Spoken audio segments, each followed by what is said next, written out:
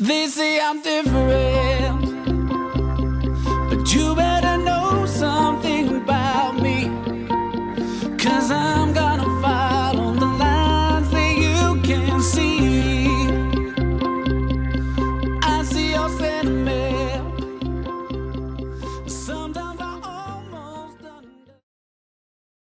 Well, you guys do. How do I say it? The PE Express, is that correct? Well, the PE Express does, as well as it's part of my tour. I'm going to Bay FM, Algo FM, and just kind of putting my music out.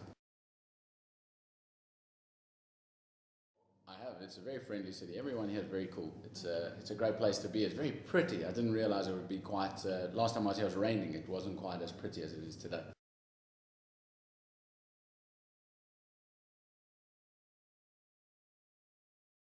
I'm a Joburg boy.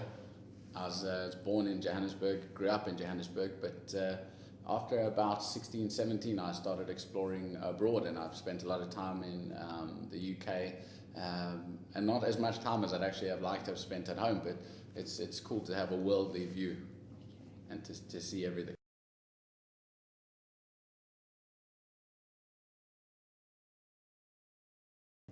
I think the very first time was when I was, well, I'm trying to think of years here. I was about 14 and I was singing. I was walking next to a friend of mine and I was just singing. And he said, wow, you can actually, it sounds like you have a good voice. You should go check it out.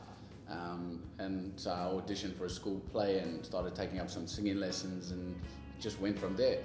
But when I was young, 8 years old, my dad sent me for piano lessons and I hated it. I like, with everything I had, I hated it because they gave me homework and I was never good at homework.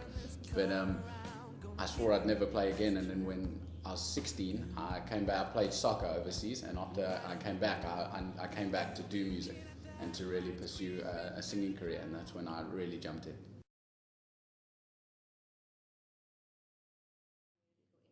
Well, when I was younger, my musical influences were, oh, I don't have to say them on camera. Like, I was really into things like the Backstreet Boys and Westlife and kind of the boy band era when I was coming up and when I started writing songs when I was about 17, and that's 12 years ago.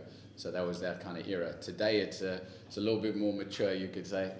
Eric Clapton, Marvin Gaye, Robbie Williams, Bon Jovi, Bryan Adams. It's more singer-songwriter based, and I don't want to just take anything away from what the boy band era did, because they did amazing things, sold millions of albums, but it's a bit more mature and in the direction that I wanted to follow.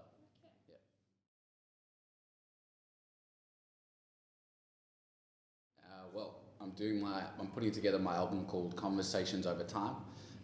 Conversations Over Time is a journey that I've had throughout my life, and it's to do with how you grow and how you experience and what happens in life. And I think the conversations I've had with people, and I've had almost with myself, that I've written about, are conversations that other people have. Breaking up, getting together, struggling in life, trying to achieve something, actually achieving it, and how you deal with it when you get it. It's like, these are all the conversations people have over time in their life, and I think that I'll try and express it in my album, and hopefully people will be able to, relate with what I'm singing about. So what exactly were the main influences for Conversations of Time? The main influences in terms of content, were a couple ex-girlfriends, and mostly to do with my music struggle. There's songs on the album, like a song called Time, which is it uses the angel of death for. It's quite a serious thing. People watching won't be able to see your face, but you're like, yeah. The angel of death is a symbol, and what it stands for is me in the music business, like running out of time. And I'm going, just like in life, if the angel of death comes to get you, the only thing you couldn't buy with anything is more time. And I'm saying in the song, can I have more time, because I haven't done what I've come to do yet. I need more. So that's one of those. Another song is something like Butterfly Best Friend, which I wrote for a now ex-girlfriend, but it was to do with life experience, and what happens when you break up with people is you just stop talking. So someone you might have loved for so long, you break up and now you never talk again, and all I wanted to do was just say hello again. So it's hello again, my butterfly best friend. And those are the kind of influences, so all real life situations, and taking from something real, creating something even realer that will live on a disc forever. Okay. Yeah. And when can we expect the album to be out?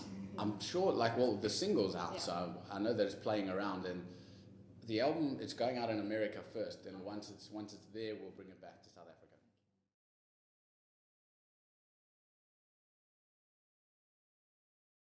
Well, Robin, I was very privileged and lucky that I met Robin through people in the UK, and we were introduced, and Robin, it's not like I decided to work with Robin, you understand, Robin decided to work with me. I was very privileged to work with him, and eventually actually went to live at his house. I stayed with him and his family. I lived literally with him, like here's his room, there's, just down the corridor, there's me. And it's a privilege and not something that many people will have ever experienced. So, working with him, and we actually wrote a song together, him and his son, RJ as well. We wrote a song together, we produced it, it got all the way to just about finished in mixing. And that was the first time that he'd been rushed to hospital, so we never got to actually finish the mixing, which was a pity. But, one day, with his family and everyone's blessings, maybe we'll get into it and do it, because it may well have been one of the last things he ever did. That's awesome. Yeah, and to have one of the Bee Gees as a mentor, I learned more from that man in such a short space of time in terms of life.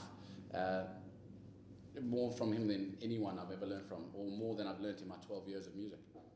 Just an incredible experience.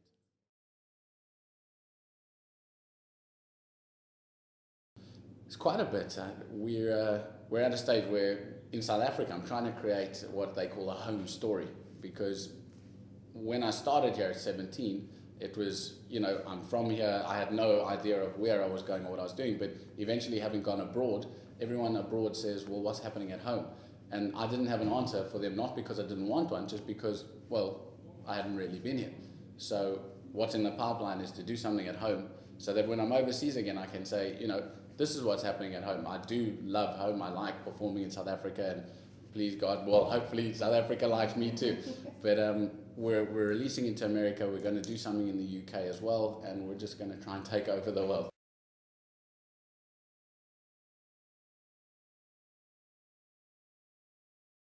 Okay, the innovations. The pronounce my name game is just an idea that I had, because people have always been pronouncing my name wrong. So I've been called Elan, Elan, Lea, Lea, just a whole bunch of different ones. And it's almost impossible for me to create my name and get it out into the industry when people are saying it so many different ways. So the idea was to offer people a big cash prize to be creative. And so it's 50,000 Rand if you can create the best video, 30 seconds, not longer than 30 seconds, of saying Elan Lea. So if you want to sing it, shout it, scream it, put it out in a dance move, do something interesting, just in a short video clip, and upload it to YouTube and tag me in it for Facebook. So it sounds complicated, but it's really simple. Randall Abrams and Sean Pierce are the judges, with myself. And the most creative video wins 50,000 bucks. It's as simple as that. Just get it out and do it. And all you have to do is say Elan Lea. Ladies, thank you very much. Ladies, you are doing a wonderful job. We're getting great pictures in, and the ladies, they're very enthusiastic about it. Something about being in a video, I guess. But what we're doing is, it's a simple audition process. All you have to do is put your picture onto Facebook or Twitter, tag me in it, and we'll select the best, and they'll come to an audition with me. And we'll obviously have the director and everybody around it. The lady that fits the bill perfectly, who is elegant and smart and funny and all those things, will have the role of leading lady. And I can't say what it is now, but there will be quite a big cash prize associated with winning the role. They say I'm different, but you better know something about me, 'cause I'm gonna follow the lines that you can see. Take the World, cool song. When we wrote it, I was in England. I wrote it with Andrew Murray and Sam Roman. Great writing partnership in England. I went to Sam's house that day, and we were down in his studio, in his writing room. And the idea was to write something a little bit upbeat. And because a lot of my album, when you listen to it and you get into it, it's kind of, I'm a balladeer at heart. So I'll sit and write you a ballad and sing you a slow song. But the idea was to write something upbeat and with the idea of influencing the music world with my music. So we came out with this idea of taking the world. Let's take the world. Let's go take it by storm. And I often view things very differently to other people. So we even start off the song by they say I'm different, but you've got to know something about me to say that I'm different. So the idea was to take the world and not walk the same path as everybody else. You know, you can do things your own way, be different.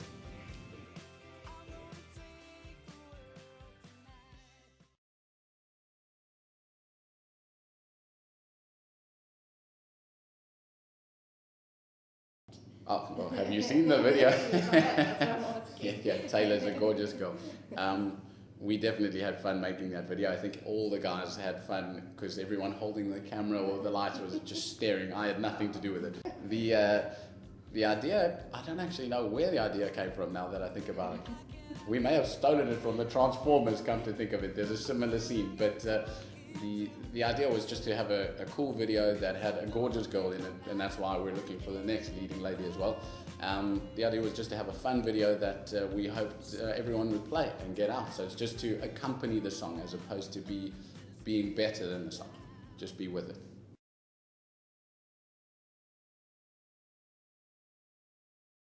They say I'm different, but you better know something about me, 'cause I'm gonna follow the lines that you can see. That's the opening.